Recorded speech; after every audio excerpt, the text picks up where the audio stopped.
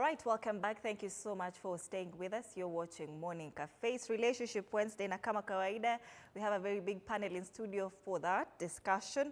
The question you're asking this morning is dating dead? But we're looking at it from the generational face-off, that is the Gen Zs versus Millennials. Is it dead?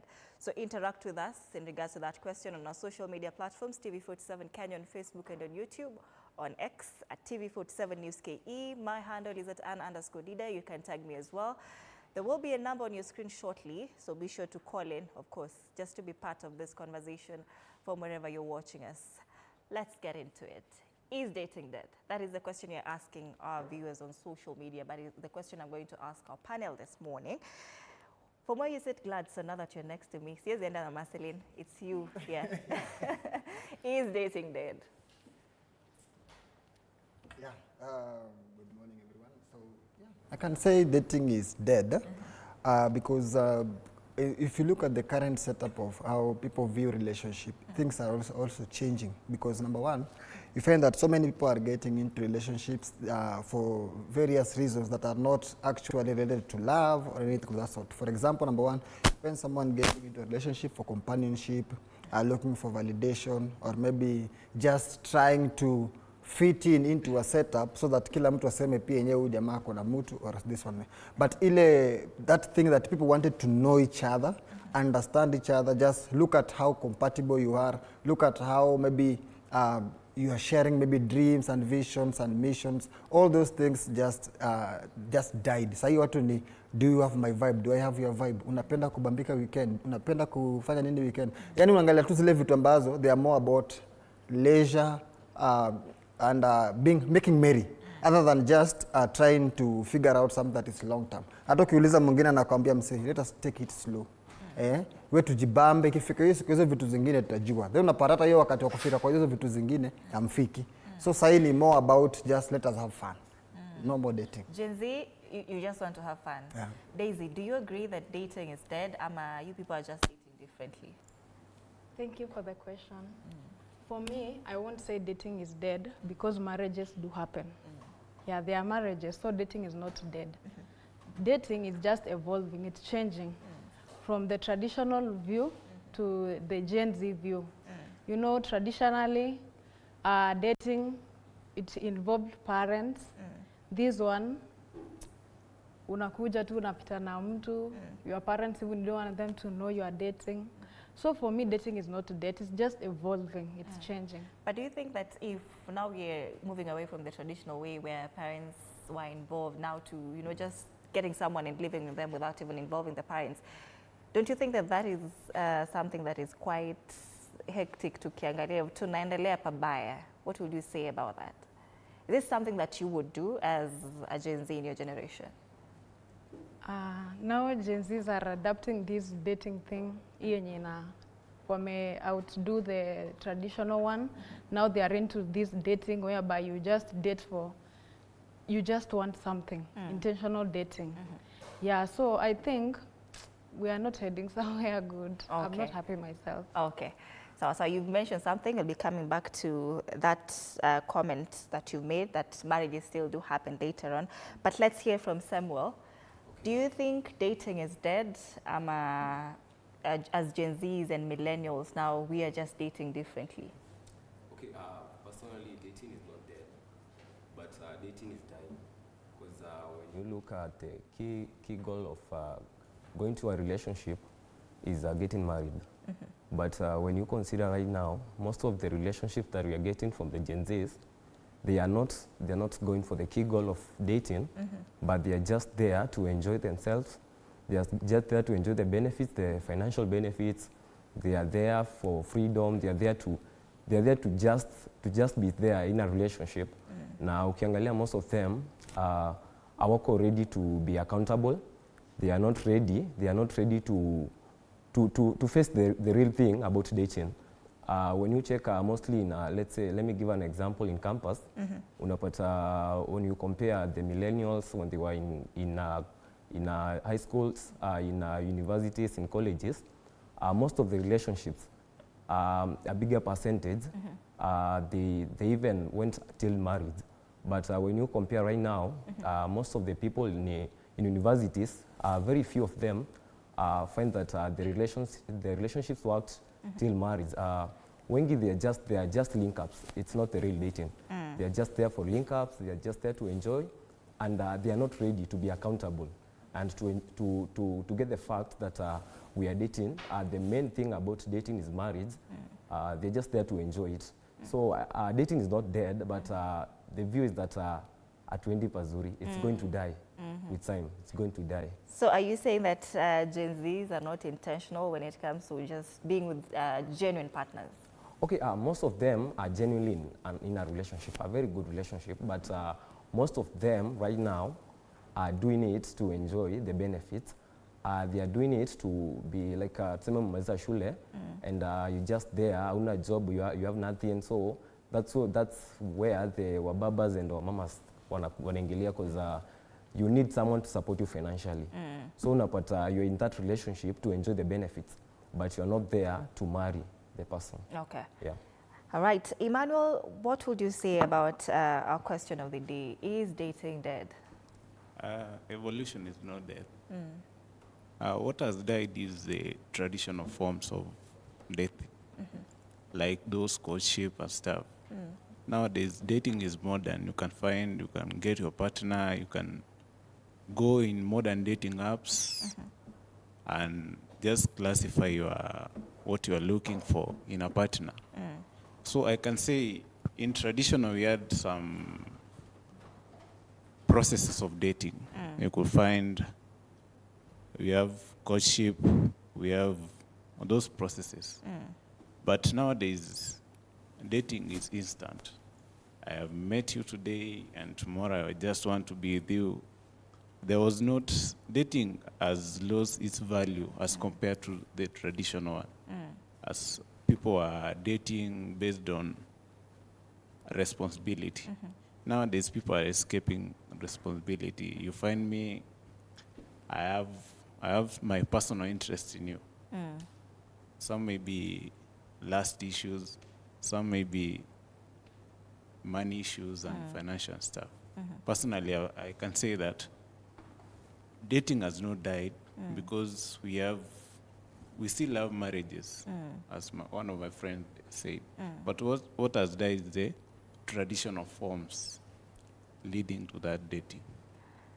So you know you cannot court someone without dating them. I think dating comes before courtship. So if you're saying courtship is dead, would you say that is why we are seeing a rise in breakups and divorces? And why would you think that courtship is dead and dating is not dead? Because you cannot have courtship without dating. That's what I'm saying. The main purpose of dating is leading to courtship.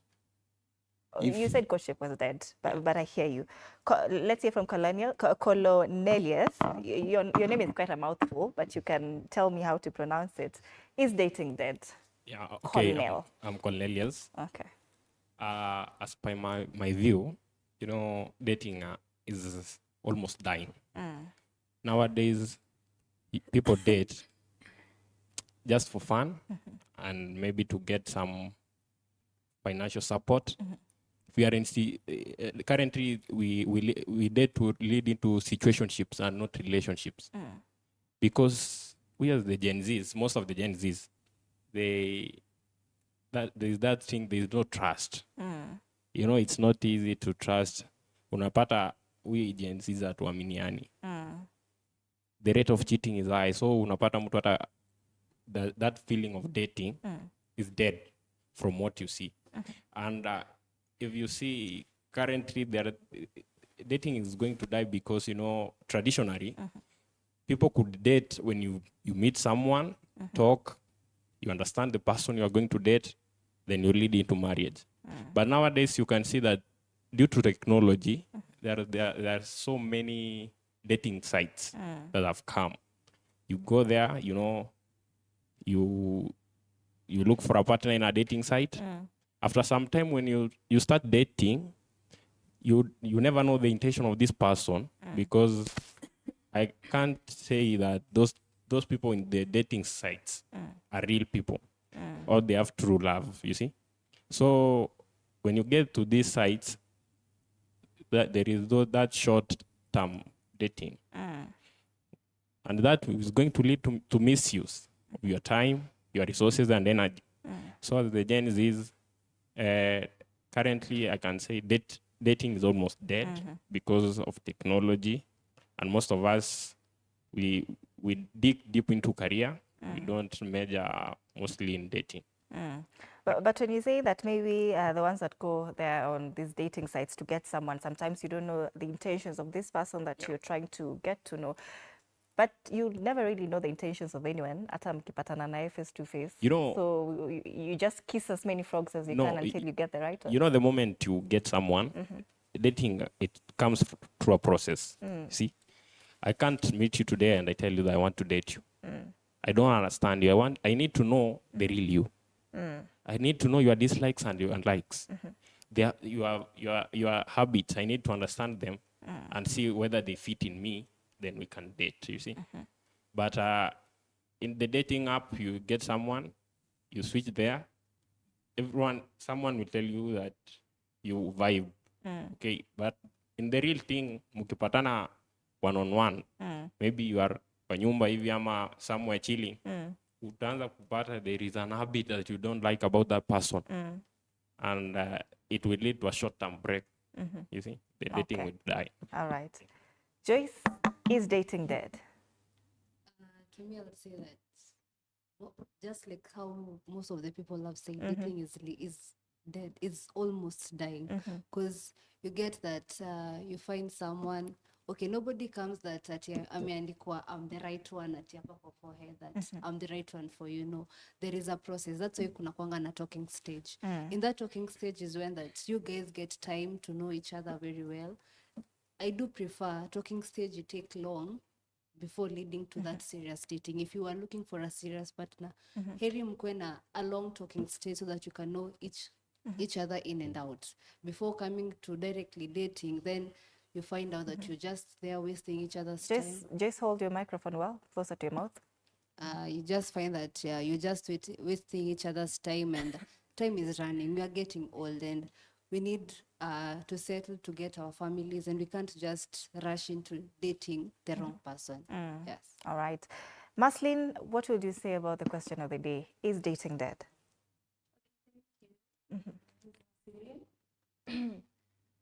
Okay, I would say dating is not dead. And I would also love to clarify something. There's difference between dating and hooking up. Most of us are doing the hookup thing and they call it dating, because dating, dating is a connection. It's a process of connecting to someone, not just physically, emotionally, spiritually, you know. And also, you're supposed to, dating is now the process of knowing this person. You know, people do a lot of things that they're not supposed to be doing during dating. That is why they'll be like, you know, I've known this guy and this happened, all these things. It is all about dating. They hook up. So dating is not dead.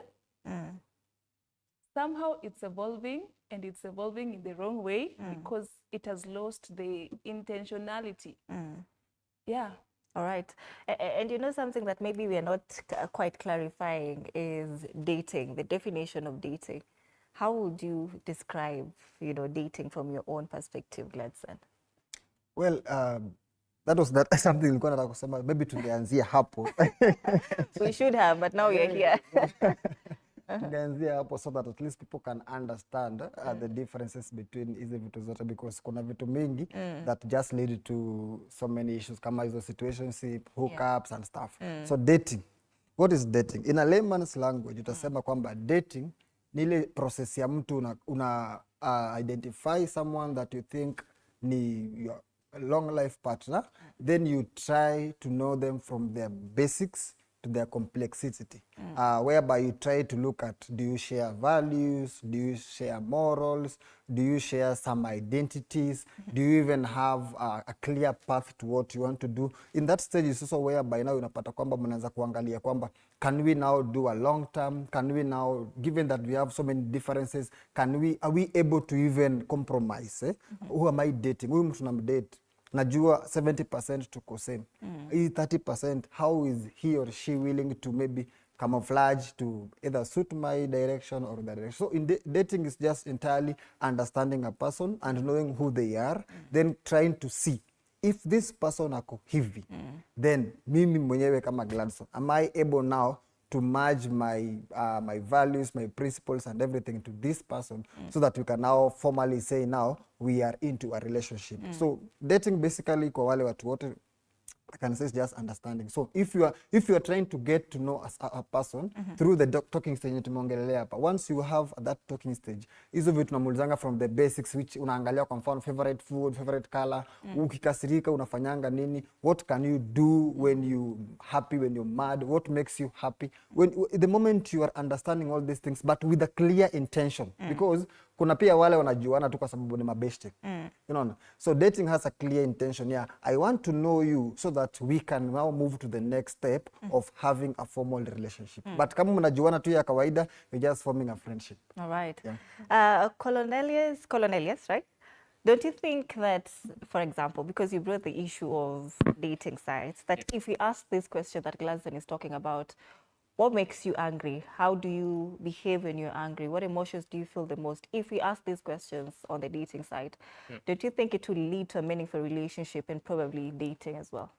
You know, even if you describe your dislikes on the dating sites or your likes, there is that percentage, you know, there is that connection between people when you understand someone clearly, more than getting someone on a dating site.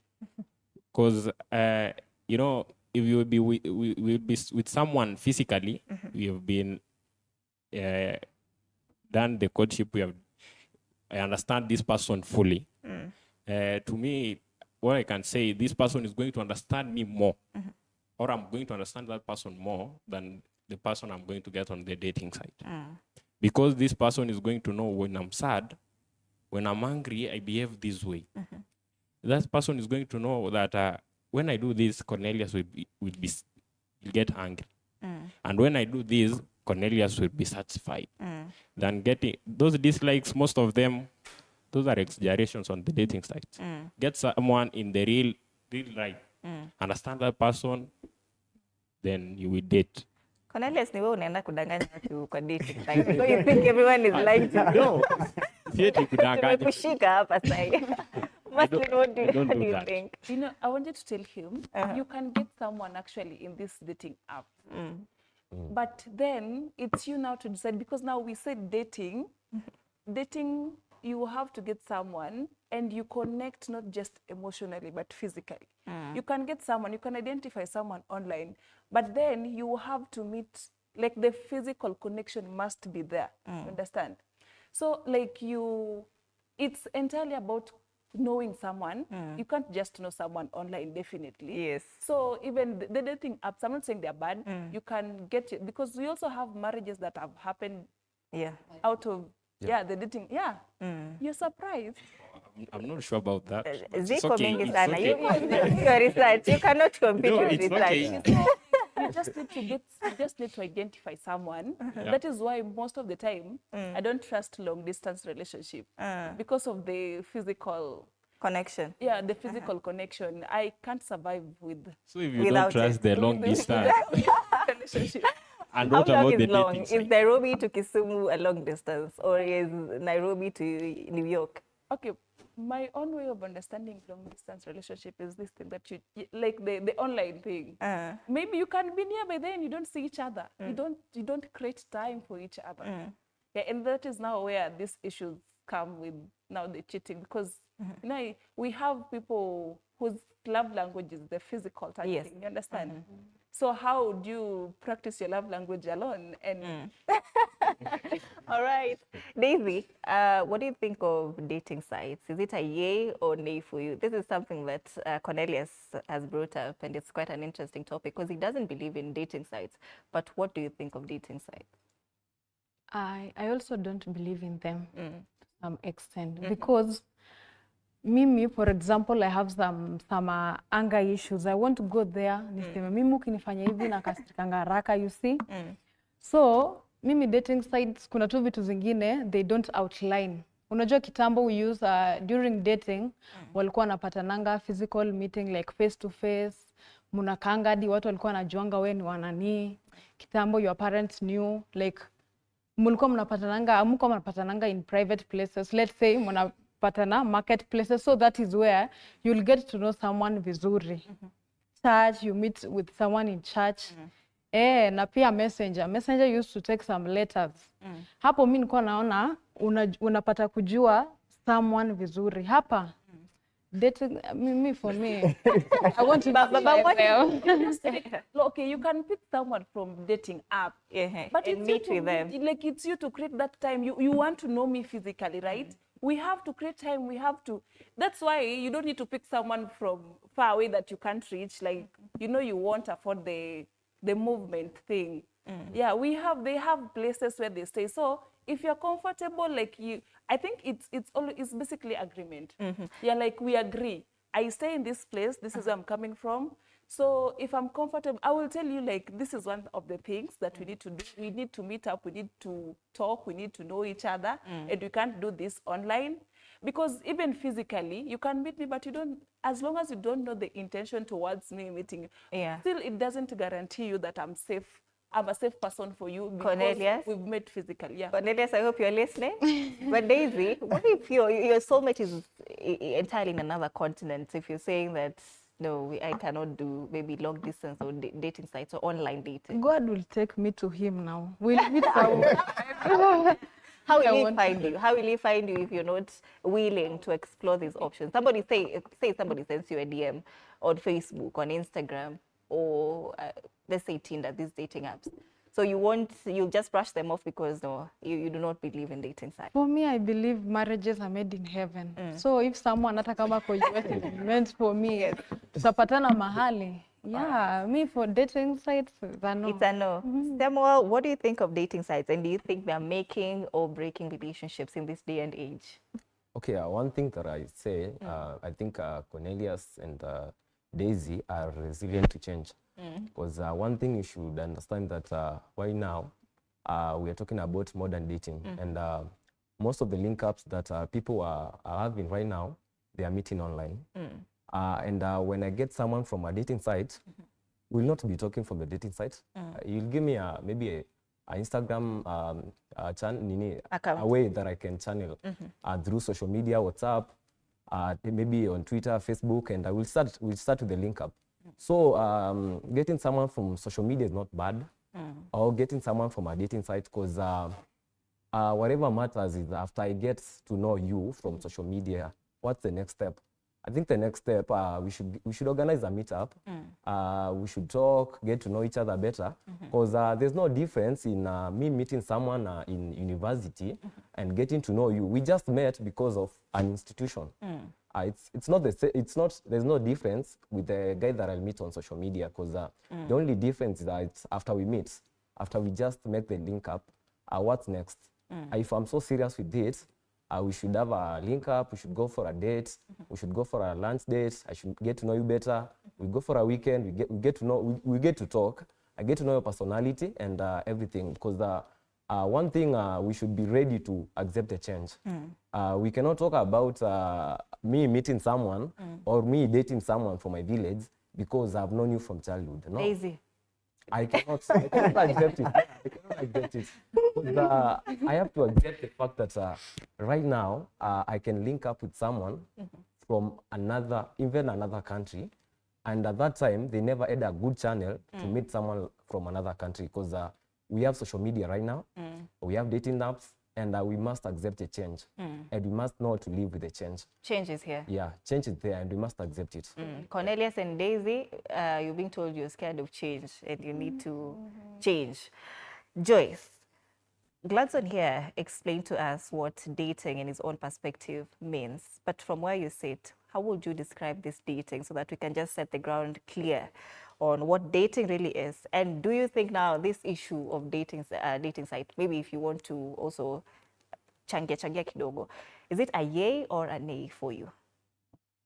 First of all, I'll say dating is when you meet someone, you get to have common goals, like you have common intentions. It's not just like we are just here wasting each other's time, or maybe I'm in another relationship, I just want you to be the other person. Like we should be in the same line, and get to understand each other very well, so that we know if this is a serious dating, and that's dating. And we make ensure that if it's dating, it's leading to marriage. It's not just dating that it's just for a few months or a few weeks, then we end it. And to add on these dating apps, Daisy and Cornelius, it's like they're framing it like we are only dating in these apps. Like tuko tu hapo kwa hizo apps, we're just sending DMs there. You know, they're still not convinced. In those dating apps, we'll get to exchange numbers. You'll find me WhatsApp. If maybe you're in New York, you'll call me via WhatsApp, and we'll get to communicate. We'll plan for a meetup. If it's me to go there, or if it's you to come to Kenya, that's what these dating apps are for. Like yes, I meet you. It's just the same that like I meet someone in Instagram. It's not a dating app. You see, and you are there, and we get to know each other. We exchange numbers, and now we get to meet physically. We go for these dates, and now we plan the date. Like now we tell each other that we are into this, and I have these goals. I want this and this and this, and you bring, what do you bring to the table? Yes. All right. But you know, we are crucifying Cornelius and Daisy here, but we've not heard from Gladson and of course Emmanuel there. So Emmanuel, what's your take on dating sites? Is it breaking or making relationships? You know, the world is moving in a technological pace. We have to adjust ourselves to this pace. Like, personally, dating sites is a yes for me, because it has made work easier. You know, Okay. I can give an example. Fear of rejection. Nikupate kwa barabara, and I'm like, yo, you're what? And then you tell me to mind my fucking business. Yeah. You know, dating, in a dating site, there is those specifications. There you meet, I like this, I like that. So you can perhaps match your expectations to someone by seeing what they like, what they do. Cornelius is seeing this dating site from a conceptual angle. Like, you may have past experiences. Anatuambia, he'll tell us. Ameingia huko kwa dating site, waka break up before hata wapatani. So, in dating sites, you must have goals, as Joya said. What are we dating for? What are we meeting for? Is this dating just for hookup fans, or as normal agencies do? I'm dating you. There are specific places. You can specify your intention in the dating site. I can say, I'm not intending to date you. I'm just intending to hook up with you. You're not specifying your intention. That's why you dislike dating. And perhaps, as you asked earlier, I can state what dating is from both traditional angle and modern perspective angle. In traditional, we view dating as getting to know someone's intentional, emotional, physical, and what they react, what they do, what they like, what they dislike, the do's and don'ts. And in modern dating is the take on responsibility. You know, in Genesis, God said, we are having a woman for purpose of what? You know, companionship. So you're there. I'm not supposed to be there. What Genesis fear is that I'm dating you. I'm the one providing everything. I'm the one buying you everything. You're there. You're not supporting me. That's not dating. If I feel you, I will support you. Si lazima mwanaume ndo anabuy everything each and every time. Yeah. And that one they've agreed to. The gentlemen in studio are nodding. What's happening? You want 50-50? You know, if you are dating a serious guy, if you are dating a serious woman, for me, hata kuulizia fare. Hata kuulizia fare. Those are cheap things. Hamtaki kuuliza fare. I'm saying, From where you it's one Emmanuel. of the qualities. if I'm interested in you, sitakuuliza vitu mingi. Because I'm your companion. Ni mimi nimesema ama ni Genesis? Hakuna. And hold your I'm microphone well. companion.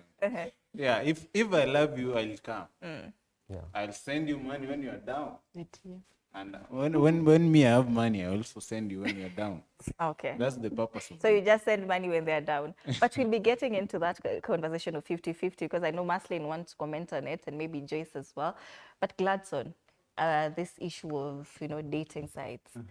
At Instagram, the dating site. Twitter is this. People meet from those apps. Where do you stand with dating sites? Well, I always have this phrase kwamba if it starts from the social, it will end at the social media. So, So you sure that's a no? Okay. it's not actually a no. What I'm trying to say is, if you base your, because watu wengi pia wamechukulia, just like he said, some of us are hiding behind social media. Kumbe we are just facing and fighting self-esteem issues. We are having problems whereby I can't just approach a lady nimwambie I've looked at you, I've seen you, and I like you, and I will love us to try and maybe get to know each other tuone what next. So mwanaume anajaribu kujificha. In fact, mimi nasemanga mtu yote mwenye anadate kwa social media app, huyo ni stingy. A stingy person. Hataki kutumia pesa yake. That is the thing. Anatafuta the easiest way of luring a woman to slide into their relationship and slide to your DM. Because okay, it can start there. I'm not saying it cannot start there, but it should not continue there. It can only start there. Mtu alipost picha mzuri pale ukasema I love this, then ukaslide. As a man, be intentional. That's why nimekwambia that is now dating, because hii dating imekufa juu. Unapata mtu anakutumia maparagraphs kwa DM ya TikTok. Ni nini anafanya huko? Why mbona hataki namba yako kama ni mtu ako serious na wewe? What is it there anakuandikia tu poems? Pale tu anachezea tu kwa Twitter. Anachezea tu kwa Twitter X space tu anachezea tu hapo, you are wondering. One of the things msema ni hivi. As a man, if a man really wants you, atakuwa very intentional. Atakwambia tu mimi nimekuona and I think you are a good person. What do you think, can we date? Ukisema then kidogo tu anakuambia maybe we can exchange numbers, then see how things work. Immediately anakutoa pale kwa social media, anakuleta into the physical because akona intention. But huyu hapa social media ni wale unasikia kwamba tunatafuta ni situationships na kutafuta affection. Mtu maybe ameboeka home, so anatafuta mtu akumkeep company, anaona huyu dem anakaa kama tunaweza vibe na yeye, so wanaanza kuvibia pale ndani. So mimi what I always say ni yes, you can do Tinder, you can do Hinge, you can do Gram, you can do X, you can do all social media platforms. It's okay, but let it start there. But only msiende more than 4 lines. Mkienda more than 4 lines, huyo ni mtu akona self esteem issues, anajaribu kujificha tu pale because hata ukiangalia kwa X spaces watu wengi wekagi sura zao. How can you love someone mwenye hata ujui anakaaje? Okay, that's big. Hiyo ni funny. Huyo amejipiga mafilters. Mafilters. Na wewe unasema I love you the way you are. Then sasa inakuwa kama ile online buying. What you order plus what you get. Mambo inachemuka, unaanza kusema sasa hapa tena. What are we having? Is this from experience, Gladson? Yes, I can attest to it. I've tried it twice. And I can tell you it's okay. It can work, but it will take a long time because you'll be disappointed at the end. That's what I'm trying to say. Because yes, you can grow emotionally stronger pale kwa social media. But now the dangers zinakuja when now that person unamtoa pale kwa ushampenda already, mmeongea, mmefanya everything, but hujawahi muona.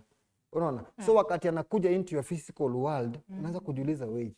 So hii ndio nimekuwa nikiongea nayo for the last 3 months, 4 months. Unaget? So inakusumbua. Na ule pia ushamfanya amekupenda and stuff like that. Then unaanza kupata kwamba now huyu hatuwezi enda mbele. Unaanza kuchange hata mind yako, unasema now since we see what I ordered plus what I got.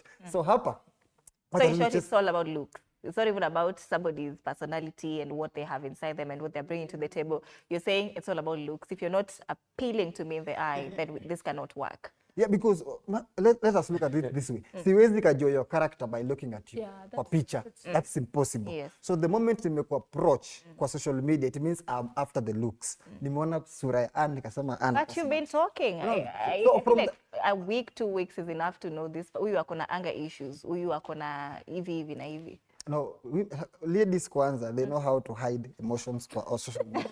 They are perfect at that. Mtu atakuwa mzuri kwako kwa social media just with an intention kwamba wacha nikuwe mzuri kwa huyu kijana. Hata unaweza lala bila kumwambia good night na hata kuwa na issue. Asubuhi ataamka tu mtaongea vizuri. But issue yake ni wacha nimuone kwa physical. Bamba from there atajua mimi ni nani. Nugget. So pale ni hard kwa mtu ku display their total 100% emotion. Ata play to good mpaka mwisho. However, a few of them can start there. But mimi nasema hivi, ianze pale, ikuje kwa physical, then irudi kwa social. That's okay. Because already pale ushajua a lot. Pia wewe mwenyewe as a man usha sample. As a woman usha sample. Ukakonsema kwamba now this is what I want. So hata mkiendelea pale kwa social media muongea hata 3 months, it's fine. But before anything in a substitute physical appearance, that's a scam. All right. Samuel, you wanted to comment on this issue, Samuel and Emmanuel and Gladson.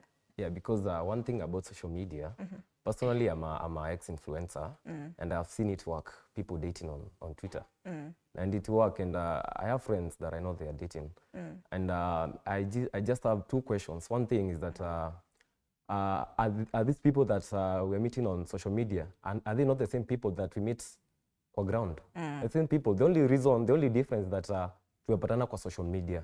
Another thing we are not talking about, WhatsApp is a social media app. All I know is that watu wengi wakiongea WhatsApp, they do feel like tunaongea kwa calls. WhatsApp pia ni social media app. It's just like Twitter, Instagram and whatever. So if you are not talking kwa ground at uongee, we are not making the normal calls, we are not making the link ups, pia hiyo iko na shida. But the only question ni, let me say I met someone and she's not from Kenya. Maybe she's let's say right now she's in New York. So we have linked up from X, we have talked on WhatsApp and whatever. Will I stop talking to this person because we have not made a physical meet up and whatever, because I feel like whatever he said that when you meet on social media, the next thing is a physical meetup. So if you're not around, maybe she will be away for like 2 months, then come to Kenya. So will I stop talking to her because I've never met her? Will I stop talking to her because she's away? And maybe you have made a link up na tukakuwa tunaongea, but I know that she's not around. Nitaacha kuongea naye juu hatujaonana bado. Like that's the question that I have right now, because on social media it's not every time I meet someone in Kenya. Yeah, I can meet someone mwenye yuko Kenya, but after a while we can make a link up. Like just mentioned something like that. But Marceline, this thing of 50-50 is back again, and the gentleman in studio, Wamenod, I didn't see Gladson nodding, but I saw the other 3. Maybe he also agrees to it, but I'm a GK too. But what do you think of this 50-50 as ladies, of course, as we go around with that?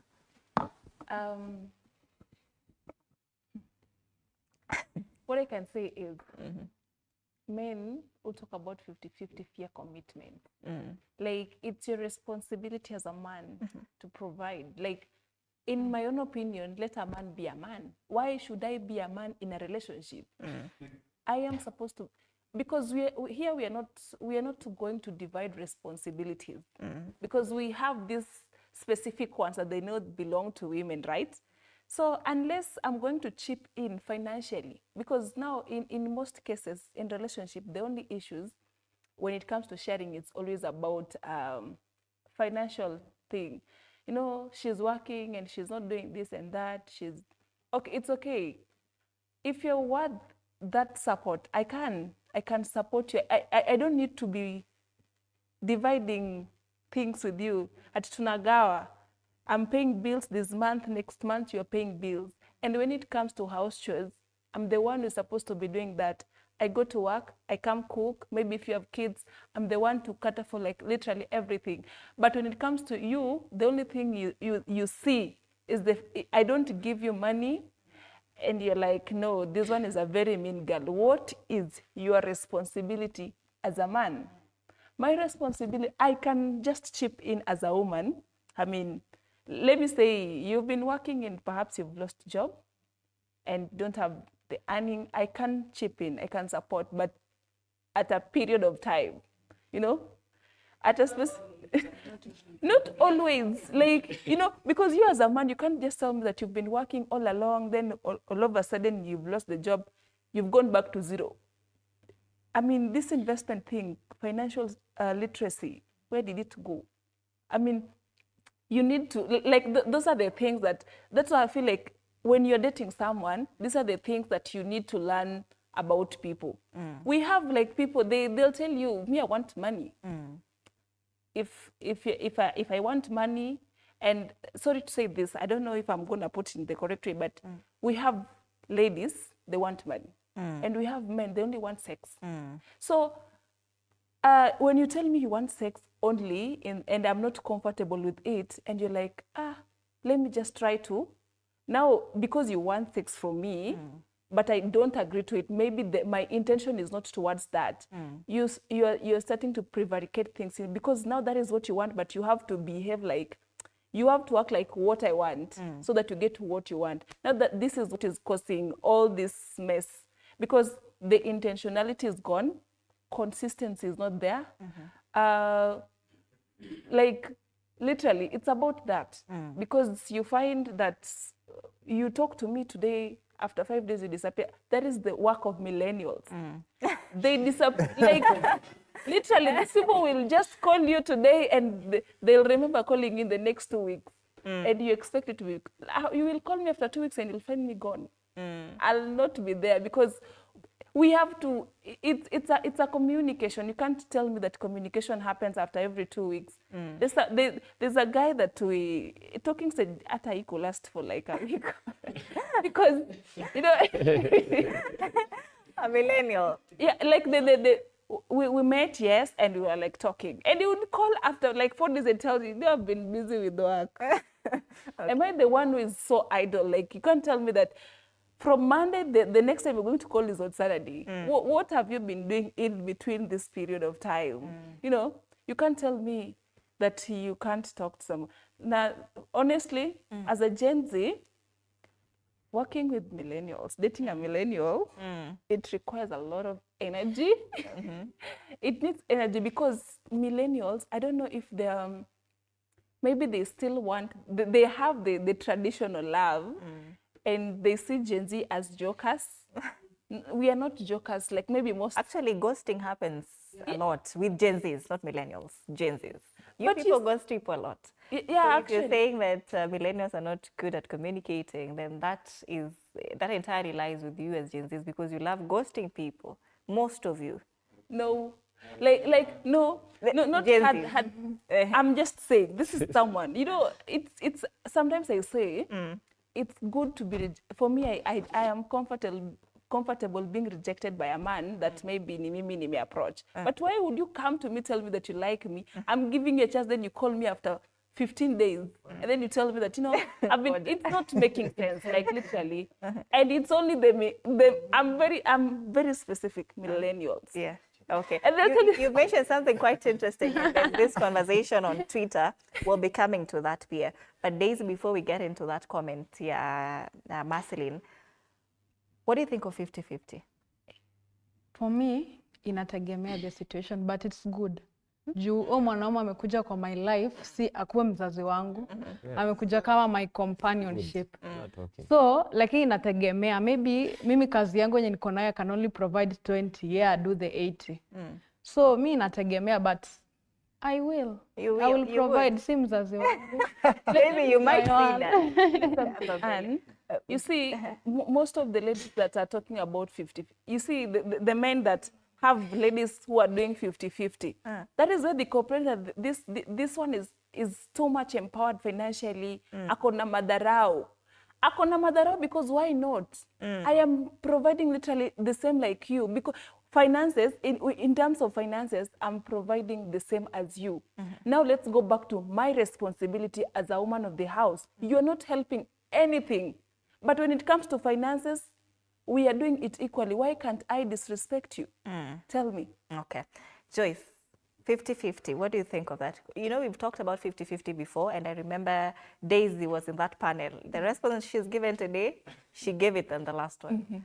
So Joyce, so where do you sit? 50-50, yay or nay? Okay, to me, I can say 50-50 can work. Can work for me. Because now it really depends on the amount that I earn and the amount that he earns. If maybe, okay, I do prefer that my guy should earn higher than me. But when it comes, okay, he might lose his job. And now I might take that responsibility now to start providing. But not ati nda provide for long. Ati na provide ya amekaa tu kwa nyumba.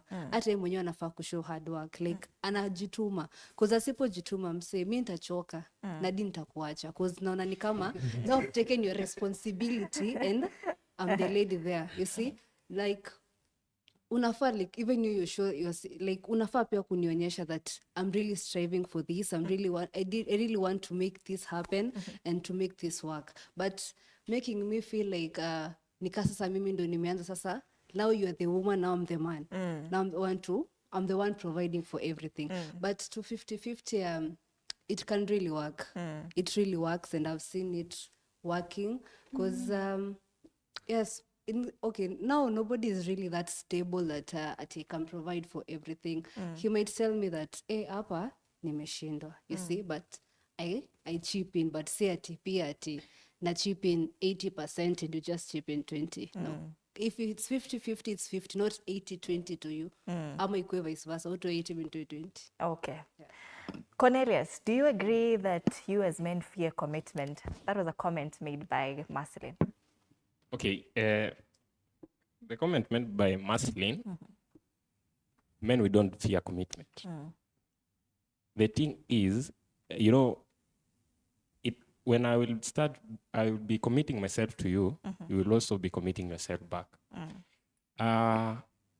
Let's say the moment before we started dating, all the necessities that you were spending, you could get them, sindio? But the moment tutaanza kudate, zile vitu ulikuwa unapata, haupati tena. Sindio? Kwa nini? Kwani, why should this duration when we were not dating? If you wanted transport, unapata money for vacation, you could get. The moment we started dating, unaanza kunipigia unaniambia kuna nguo nimeona mahali, nataka unitumie hii. So you are the person, you're her person. It's okay. It's okay, I'm the person.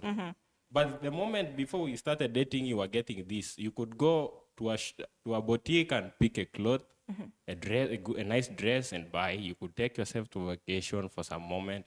But now you want all the responsibilities on me as a man. That I know that I'm escaping commitment, but it's okay. Let me just finish my point. I know I'm getting tough on you. The thing is, we as men, before we provide, you know, I need to understand you. Na lazima nikujue deeply. If you are a gold digger, you want money from me. Yeah. And the moment you start saying that the 50-50 thing, you know, the 50-50 thing cannot happen in dating. It is going to happen in marriage. That's after you've gotten into marriage. But now that we are dating, don't expect much from me. As I am not expecting much from you, because I don't know where we are heading to. But not that men we are going. You know, there's a phrase nowadays that if you don't do it, somebody else will. It's okay. So you'd rather stay single? No. You know, let me tell you, it's okay. Let that person do it. You know, let me tell you this: if a person was something that is meant to be for you, will always be yours. But something that is not meant for you. Let me tell you, these ladies utamunulia gari, atatumia gari kwenda kutembelea boyfriend yake naye. No, so from experience again. Who you anasumbuliwa na insecurity? No, insecurity. You know. Marceline, you're out of order. Not insecurity. You know, we can't escape this kugongewa thing. Yeah. You know, before you explain. comment on that as well, because this is your chance also.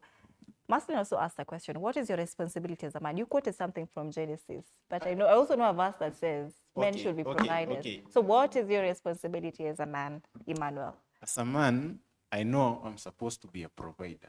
That's my main role as a man. Lakini for me being a provider, hiyo isikufanye pia uanze kusema you can't assist me when I'm down. Najua one thing with our ladies, our modern ladies, you are measured on poverty. A lady is poor. A lady is poor, and get this clear from me. A lady is poor will think when you are not giving her money, you don't love her. You see, we are raising lazima kutoka kwa block. A lady is looking in poverty.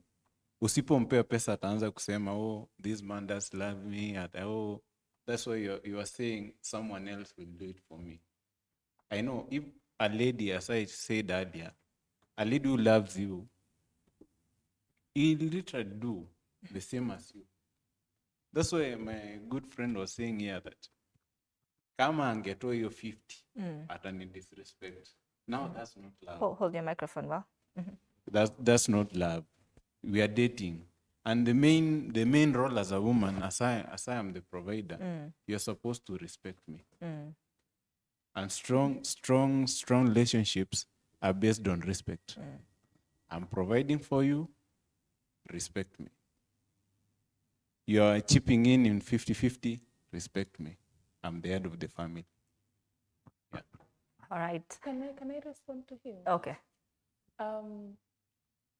The 50-50 thing is always about finances only. Like, it's always about finance. If you're doing 50-50, then let's do everything 50-50.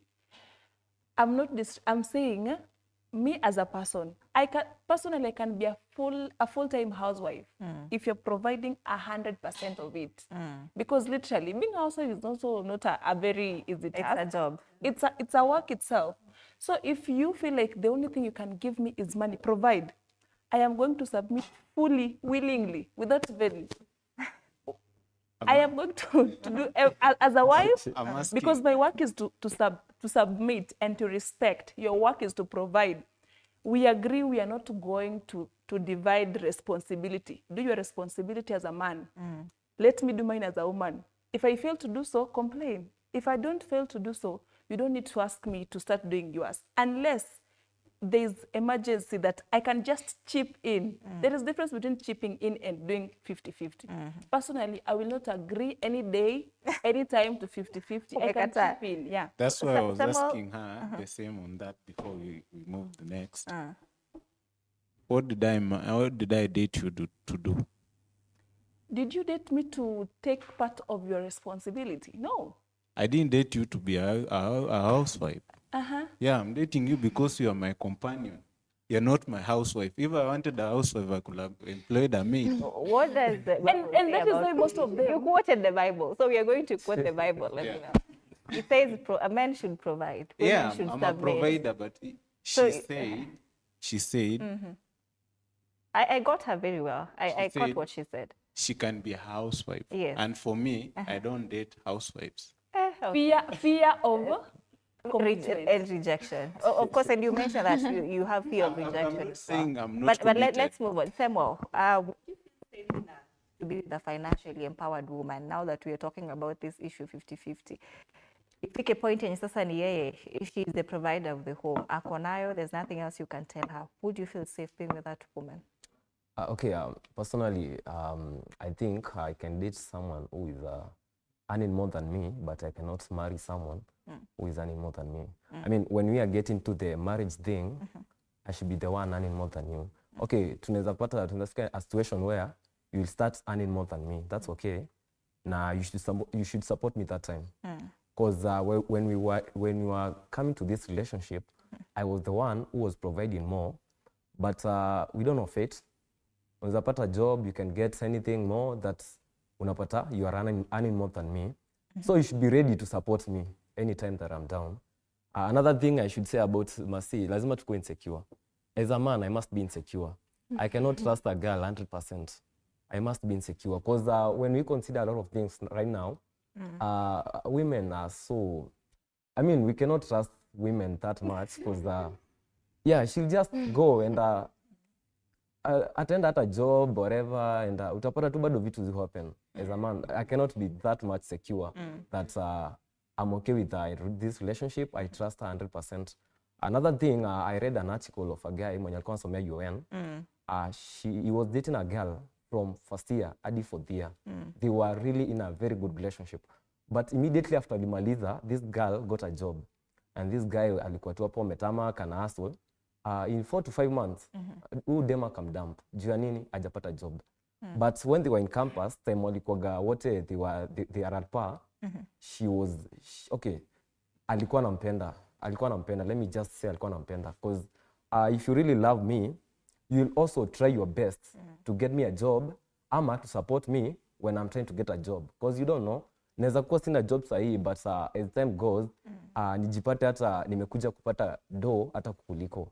Because you trusted the process and you listened to me, you gave me a chance, and I proved myself. I proved a point to you. So the thing that I say about 50-50 that you should be ready to provide for me the time yenye sina do. You should be ready. That is, I can echo whatever he said about dating. Dating is not marriage. And I should, as more that mi nitakuita nikwambie, nataka nikupeleke lunch. Okay, hata wewe make an effort one day, nipeleke hata date. It's not me doing the whole thing. Hata wewe, do something. Do something pia wewe. Tumeenda siku moja, we are going for a date. Nikienda kulipa bill, we just be like, okay, let me clear the bill today. Like, this is a very interesting conversation. Maybe let's just welcome people watching us from home to just call in and of course be part. Uliza maswali, utuambie what you think about 50-50 dating between Gen Zs and millennials, how we are doing now and this generational face-off. But Gladson, this issue of, you know, Samuel amesema pale, you as men, you must be insecure. Must you be insecure? And why? That is why this topic is very relevant. Dating is dead. Because if you look at what all these people are saying, ni kitu moja, waliruka the dating stage. Because ndo kuwa insecure na mtu inamaanisha umjui. You don't know the person. But if you know, mi nikijua Daisy vizuri, najua tu kama huyu ni wa maisha ama ni wa kusukuma maisha. Unajua kuna vitu mbili. Sasa insecurities zinakujanga through one, unaona huyu mtu atawahi kucheat siku moja, which means hujui karakta yake. Two, atawahi tumia, amekuja hapa for your money, which means you are never intentional in understanding the lady that you are with.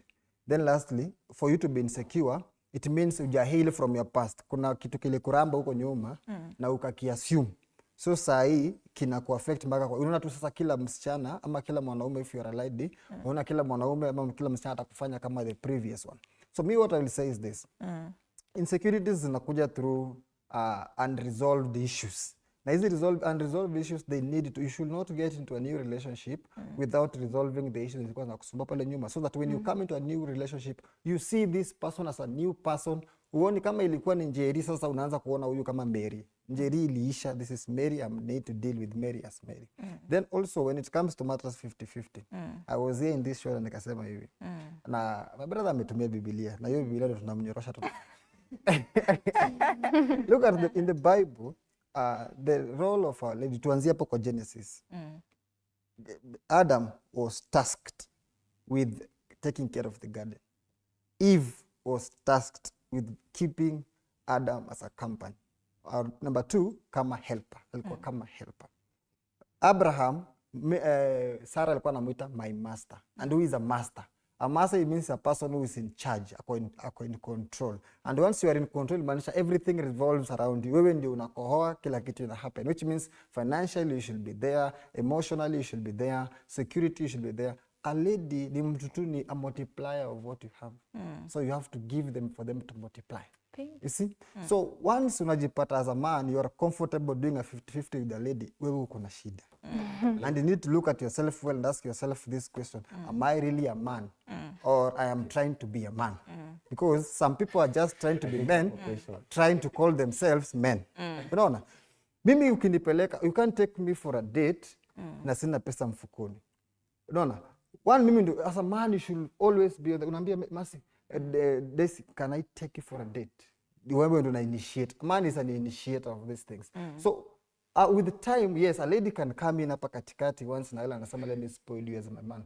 But wewe pia usikae tu hapo, msichana na spend 10,000, wewe unatokea na 200 yako hapo unasema chukua ienda nayo fair.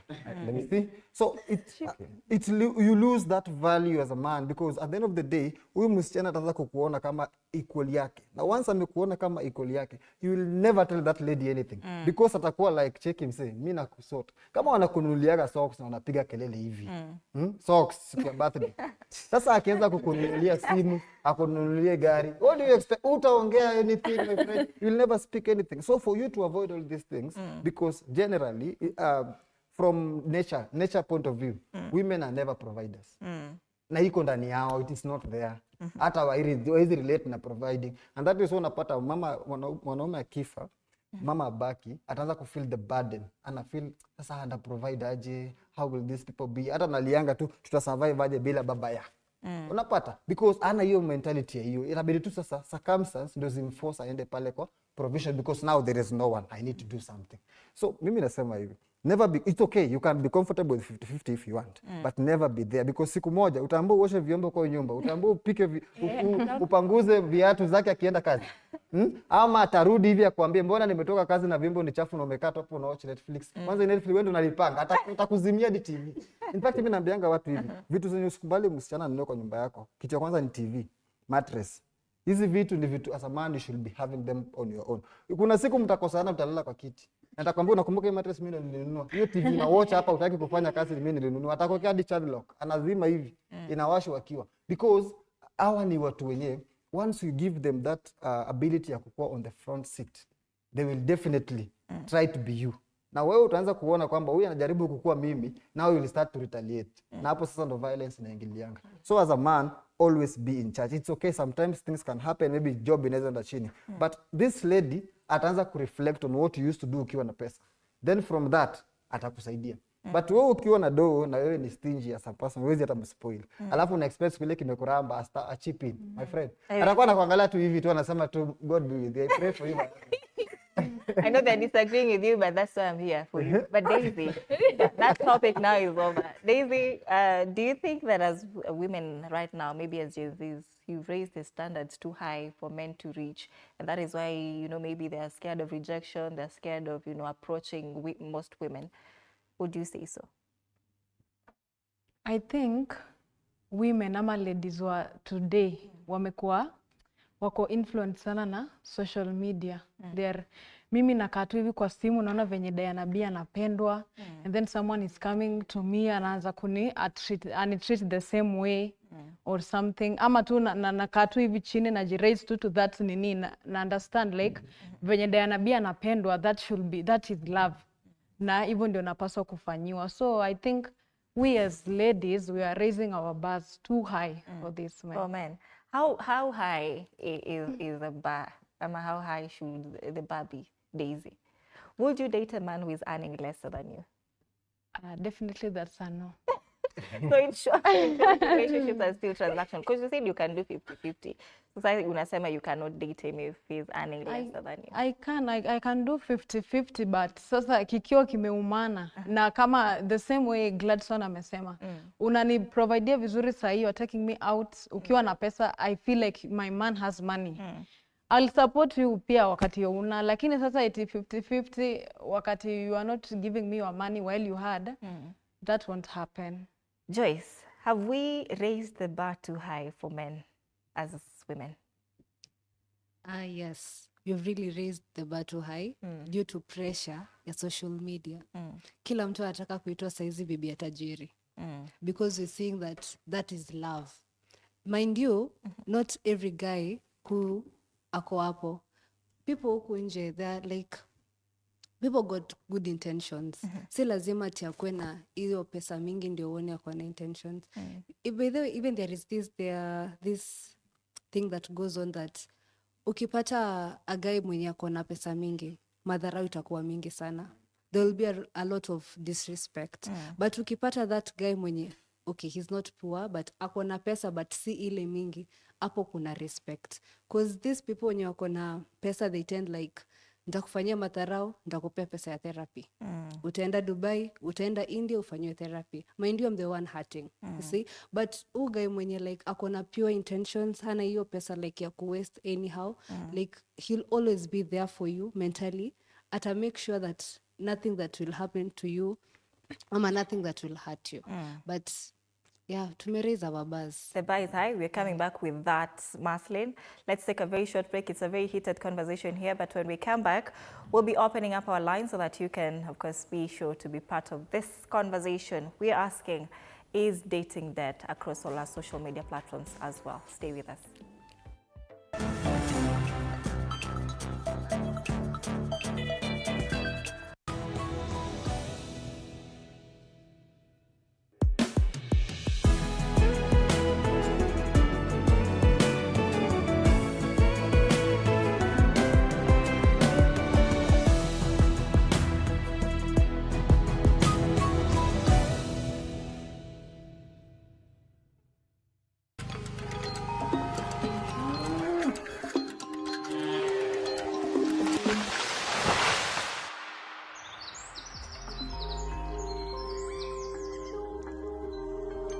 Our world is changing every day, and so should we, for the better. Each week, we tackle the big why, the question that should be on everyone's mind. Why isn't this fixed yet?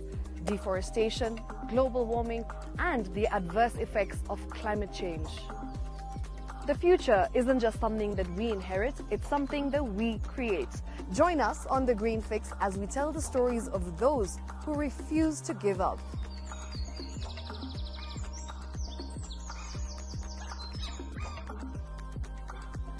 When it comes to fixing the planet, there is no time to waste. Join me, Shiksha Arora, on Thursdays at 9 p.m. on The Green Fix as we look into the big why, you and I.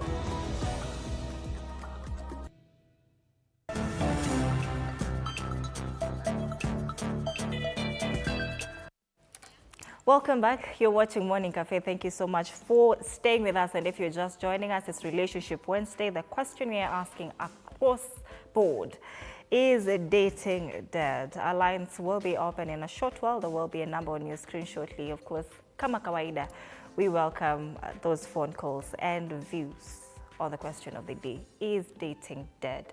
Marceline, the question that we were asking before we went on that very short break is, have we as women raised our bar too high for this men? Okay, personally, I would say the bar is not that high. It is just that the way... It's high, but not that high. Not that high because, okay, the bar, I might say somehow is high based on different things. Maybe social media is one of them.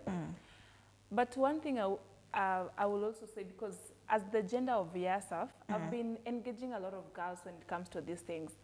And you find that something that, that is why personally I would say I wouldn't want to take advices on relationship from people because people lie. Like, I want to tell you something to make you happy. The reason why people say the bar is too high because of perhaps what I say. This is but what I do is different from what I say. Like I'd say, yeah, I don't need a broke man. I don't do this and this. And when it comes back to my relationship, I am the one doing these things that I'm telling you not to do as a woman. And then also, would say some of us are not from good families. And we want to take shortcuts. We don't want to go through the process of like literally working hard and getting all these things. That is why most of us are so obsessed with the big titles. That is why a lady would comfortably say, let me cry in a Lamborghini than whatever. And you forget about a lot of things, like priorities. Personally, I would say, I can date a broke man, but not a broken man. Because this one will turn you into a monster. Yeah. This broken guy can mess your life. And this is why you find, when I now go to another relationship after dating a broken man, now I started having, like, I'm now having issues. You know, I used to have this guy, this like this. Now this one, I must make sure, you know, that's why you find that somebody is saying, I was dating a broke guy that time, a broken one. Now let me get money. The intention is now money. There is nothing else that I want from this relationship. So, and also from men perspective, I would also say that maybe it's something that they view. Ushai kutana na mtu, akakwambia, like mtu amekwambia kitu yenye hadi wewe mwenyewe hujaifikiria, that is you. Like you're just walking, so maybe you're just dressing nicely or something. Tunafikiria hata you are CEO somewhere, anasema huyu hata siwezani. Like that is just something wenye. Na ataanza kuambia marafiki zake, you know, this girl, I don't think I can. Unaona hata venye amevaa. Like, you know, it's a perception, like literally. Sometimes you just need to face that fear. Just go. Approach her. See maybe what you think. Because sometimes, ushaiona when somebody is telling you have a lot of money, yet you don't have. Maybe some people are like that. I might look expensive and too unaffordable, but maybe I am. You can't know. And you can't just know by just looking at me. You have to engage me. Because maybe first week, second week, I might not open up. You might not know anything about me. But the dating thing is about connection. It's about connecting to someone physically, emotionally. It's about knowing them. So you take your time, know them. The standard is not that high, but of course, we also have people that have, they have good families. You have, maybe you are, like I have brothers that wananipenda, my uncles, my dad. There is no way I'm going to lower that bar. It must be high. And it comes with a lot of things that maybe perhaps most of broken men might not be able to afford. Yeah. All right.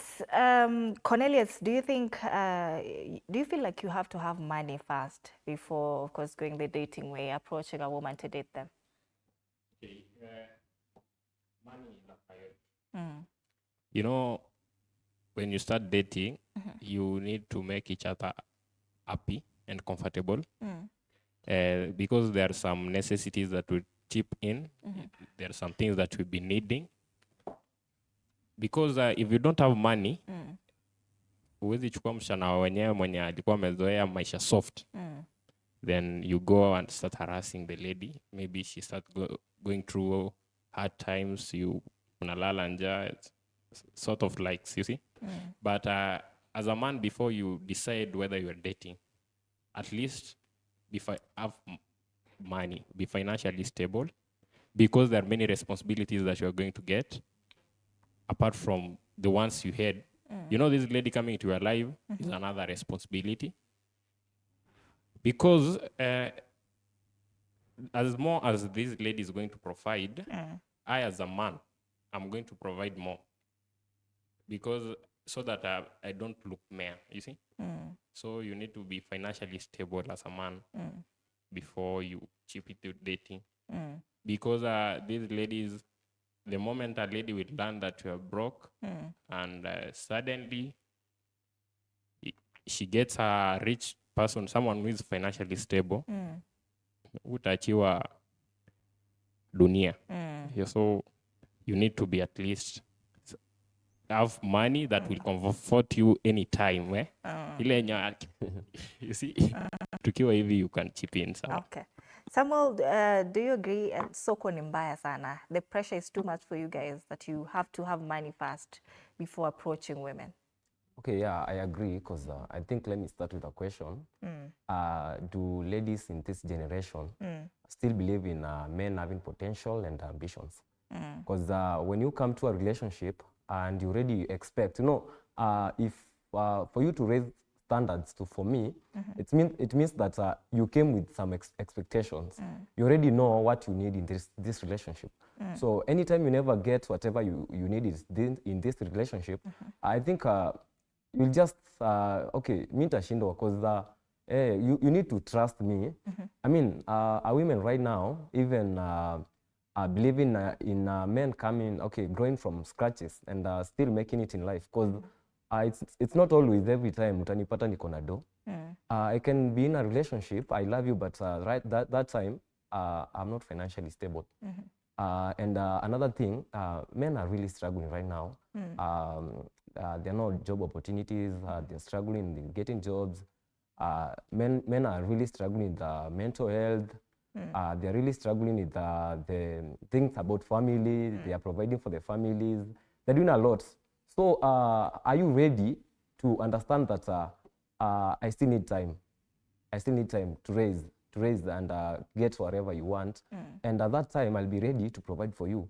That time, I'll be ready to do whatever you want. Because if you do not give me time, if you don't give me time to grow myself first so that I can provide for you, I think you came to the relationship with a lot of expectations and it could not work. Because you need to understand that still men have potential and you need to trust the process. Yeah. All right. Emmanuel, in that case, don't you think, or do you think that that is why maybe when things now are in the gutters, vitu zimeenda south, love is the first thing that you drop because now you're too overwhelmed and you cannot handle being rejected? The key purpose of a man is being a provider. I agree with my friend. Finally, you have agreed. Gladson. You're that long. Did I not agree in the first place? Mulikuwa mnavurutana na Marceline here, but okay. Okay. So, you being a man in the modern society, you're basically defined by how financial you are. And there is one thing we are not getting as Gen Zs. Utapata kuna dem alikuja wakati uko na pesa. Now that's a liability. Kuna dem alikuwa ukiwa under the process of getting money. That's an asset. So when you come wakati niko na pesa, I will just deem you as a liability because I'm giving out each and every time. And when you came before I got that financially stable, you are an asset because haikuwa necessary that you are providing 50-50 or you are just supporting me. Support and that companionship, I mean, you can support me by praying for me. I get that money, we live a good life. Lakini wewe umekuja nimekupata time niko na my own money. That's why he was saying, mwanaume ako na pesa atakudisrespect na akupe pesa ya therapy. It is very true in the modern society. We are not basing ourselves on the key and purpose of dating. If I am serious and committed to you, I respect you. Na time uko financially stable, life will just move on smooth. But as a man, you must have money. There is no shortcut. You must. You must have. Gladson, between fear of rejection and fear of responsibility, what is keeping more men single? Fear of responsibilities. Now, this... So men do fear responsibility? Yeah, but in essence, imekuja with the bars that you're talking about here. Mtu ana feel, I cannot take care of this lifestyle. So mimi siwezi, I can't be responsible for that. Unaget, alafu ana imagine sasa ako hivyo, alafu niongeze mtoto ndani. Ndawezi. Unaget, so anaanza kukua tuna ile pressure ya mse, acha nikae hivyo kwanza nifikirie maisha yangu juu hapa. I'm going down the drain. So the fear of responsibility imekuja na hiyo. We don't fear it from ile perspective ya we can actually play within our comfort zone. But sasa sahi ni what you want is expensive and what you need is not there. So what do? You need to now either adapt or remain that way. So unapata kama mara mingi watu wengi wanamuacha nikae tu hivyo sasa. So that's unapata sawa wanaume wana decide sasa ni hapa anagonga anatoka anagonga pale anatoka because with that you only spend once and go. You only spend once and go. So you're not staying there for long. So you won't feel responsible for them. Unaget hata akikuja next time ambia oh we are only with you once. So mimi hebu tafuta baba yao mtoto. Unaget juu yeye ana imagine ile once ainge wa hack. Unaget so anarukaruka hivi anarukaruka hivyo. So fear of responsibility is greater because fear of rejection. Men wanaume wengi wamezoea rejection. That is the funniest thing because rejection nakujanga in many ways and in many forms, not only in relationships. Unaona hata shule unapata tu headmaster anakuchukia bure, anapenda watu fulani. So umeanza tu huko mtaani watu wanasemanga msitembee na huyu, tembeeni na wale. maybe academically you are a dwarf, huyu ako sawa kukushinda, so naambua huyu ndio role model, huyu no get, so you already develop, uko na hiyo kitu ndani yako. So fear of rejection is kidogo, but fear of responsibility is meant. However, this is what I will say. For us to just bring sanity back to this relationship thing, we just need to encompass dating, to reduce dating to its rightful place, tusiruke dating. Na if kama utaki kuona dust, ile dust tu kabisa, use dating stage well, hapo huwezi potea. Mimi mara mbili nimeassume hii dating stage na nikaona dust pale mbele. Ulienda direct. Ulienda direct. Dust is the yes, dust iko. Dust na iko because kuna vitu unasema atutasort pale mbele, hii tutatengeneza. Unaona? Ni kama yule politician sasa manga hii barabara ni mbaya, nikiingia nitatengeneza. Una get? So the same unajiambia tukiingia once tumeoana, or once we get serious ata change his behaviors. Una get? So once unaanza kujiambia hivyo, that is a wrong thing. Huyu mtu kama hawezi change saa hiyo hata mjawahi kosana. Ndio una expect sasa leo wakati sasa pale mbele kuna storms of life, honeymoon imeisha, ati hapo natachenjia. Hapo nitakuwa worse. In fact atatoa zile kadi zingine alikuwa ameficha huko nyuma. Zenye huko why notice. Una get? So hapo kwa dating stage, that's why nilisema ile siku hapo kwa issue. As a man, wakati hata serikali yenyewe inasemanga hatuna pesa. Hata wewe kama mwanaume kwa relationship, hapo kwa dating stage, kosa tu pesa. Si vibaya. No one will kill you for not having money. Mwambie hii wiki nayo nilikuwa nataka nikuspoil lakini akisina do. So ni either tufanye next week. Reaction yake hapo inakuwa very genuine. Women they don't lie when it comes to money. They will give you a genuine response. Now that genuine response hapo unajua huyu mtu ni kwenda naye mbele ama hii gari ibaki hapa kwa one time. Una decide tu mapema. I wanted to say something. I want to tell my good friend here that sometimes you don't need to associate good women with poverty. At least once in a while, give them money and see if they can spend it responsibly. Mambo ya kusema, gold diggers. Which gold diggers that you don't even have that gold? So like this is for like all men. You don't need to associate all women. I mean, good women, like for you to be a wife material, they associate with poverty. You at least sometimes give them money, just give them and see how responsible is this woman with money. Perhaps you're just saying, the way he was saying that if I come into his life when he's having money, I'm a liability. What if I'm going to make it even more better for him? Because that's why I'm telling him, don't associate women with poverty. Sometimes just give us a little bit more money and see if I can manage it. All right, Cornelius, how long does it take for you to know that now you're ready to date someone? You mentioned this when we were starting this conversation, that sometimes, you meet someone and you're not sure if you want to date them. For you, how long does it take to know that you're ready to be with this woman? Okay.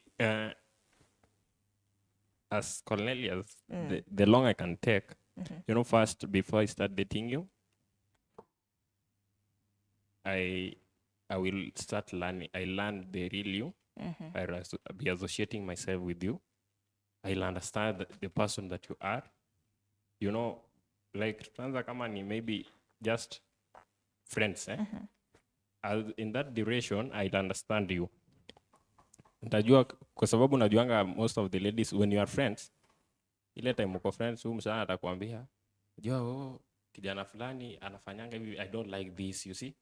And if you are into that lady, I'm going to use that advantage after learning what that lady understands, that lady wants what, and what do I need. So the duration it can take long, as long as I understand you first. The moment I understand you, I know you deeply, I'll take it the next step to avoid ile kufika uende kuumizwa roho baadaye. Kuna msemo unasema kwa Kiswahili, chelewa utapata mwana si wako. It's okay, kuchelewa ni sawa, lakini Daisy, what will it take for your generation now to actually believe in love again and lasting love? I think now this one, relationship na love imekuwa sasa imefika that personal level. But again, in our society, there are marriages that do exist, good marriages. people wana coexist in those marriages au sikiangi fights na wamekaa for the longest time. So marriages for me hata kwetu naona wamekaa sana na sijasikia wakipigana, hata kama wamepigana sijasikia ni mara ngapi. But I think sasa ni venye mtu anachukulia like at the personal level juu relationship ama love kwangu the way I take it si same na the way you take it. Yeah. All right. Joyce, what will it take for your generation to believe in love again? Believing in love, but because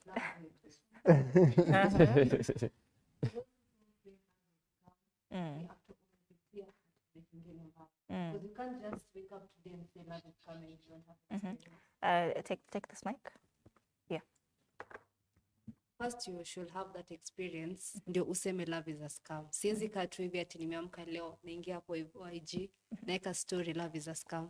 Na yet I don't know like ana sijui your love ni nini because I've not experienced it. But how long it will take. I do say I don't give it a timeline, but as long as you both are comfortable with each other. Because tunaweza sema we give this talking stage 1 month, then now we are into dating. Mind you, hapo hivyo mbele kitakuramba vibaya sana. So you should have I do prefer take the longest time if you're really serious into it.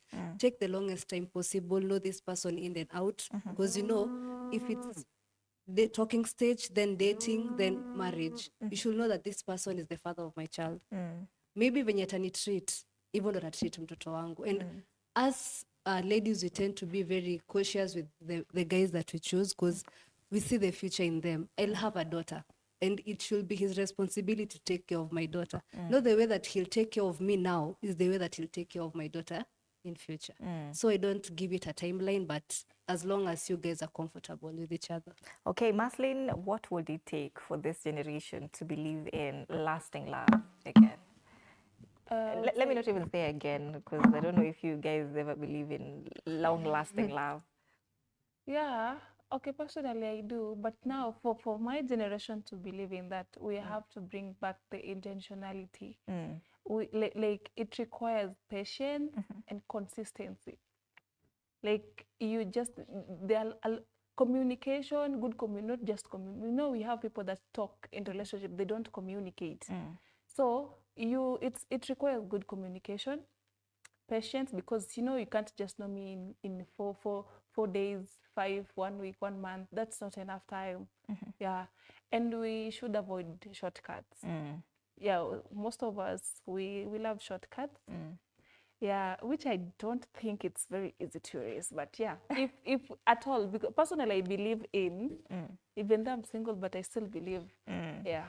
All right, Gladstone, leo ni wewe unafunga show. Mercy amesema she's single, but what will it take for this generation to finally believe in love again? And what is one thing that you would love, for women to just unlearn about men in order for this relationship thing to thrive?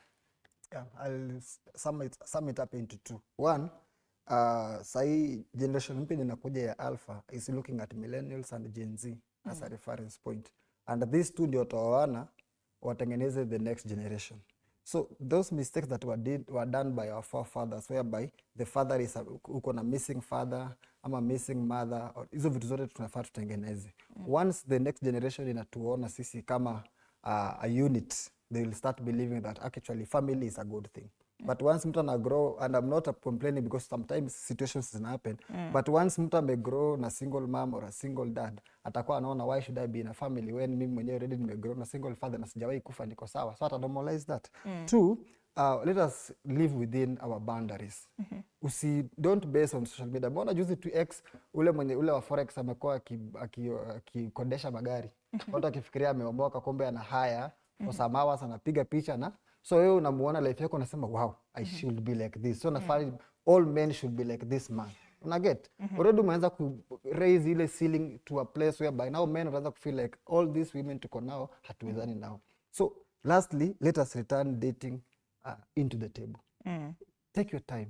In fact, squeeze inakuanga 6 months is enough to know someone and get into a serious relationship with them. Mkienda 1 year already hapo mmeanza mbio ni harvesting period, mmeanza mmepanda mahindi, that's too much. 6 months enough. Angalia zile vitu zenyewe huyu mtu anaweza compromise. hata kosaneni hapo kwa dating stage. Msijifanye holy Joes. Kama ameamuka amekosa kukwambia good night, amka kwa umejam. Bring all the drama that you can bring hapo. Hata show their true colors. Na utajua kwamba am I really with the right person or not. But ukijifanya holy Joe, alafu ndio tunasema nita unleash terror. Tukiingia kwa relationship, you will die early. Unaona ile dust tutaona. Kitengela will be still. Na hata mvua inyeshaje. Hata mvua inyeshaje utasaidika. It will be tough for you. So the only thing we can do is let us take time before falling in love with anyone. Out of giving people access to our hearts. We hold the key and we decide who to give. And how we give them is now up to us. All right. Let's get some feedback before we wind up. Kelvin Otieno is watching from Kisumu. Anasema dating isn't dead. It's just on life support. People still want connection, but no one wants to go fast. Wanjiru anasema, honestly, I've stopped dating. It feels like every situationship ends in confusion, not commitment. And Brian Kiprotich anasema, it's not dead. It just evolved. We used to write letters. Now we ghost each other on WhatsApp. Faith Mbone, Gen Z doesn't date. We just vibe until someone catches feelings. Everyone runs. Thank you so much, panel. Adi amefanya homa ika activate. Thank you so much to my lovely panel for making time for us to have this conversation of is dating dead? Of course, just looking at it from the perspective of a generational face-off, Gen Z versus Millennial. Thank you so much for watching. That brings us to the end of the show. My name is Anne Odida. Good morning.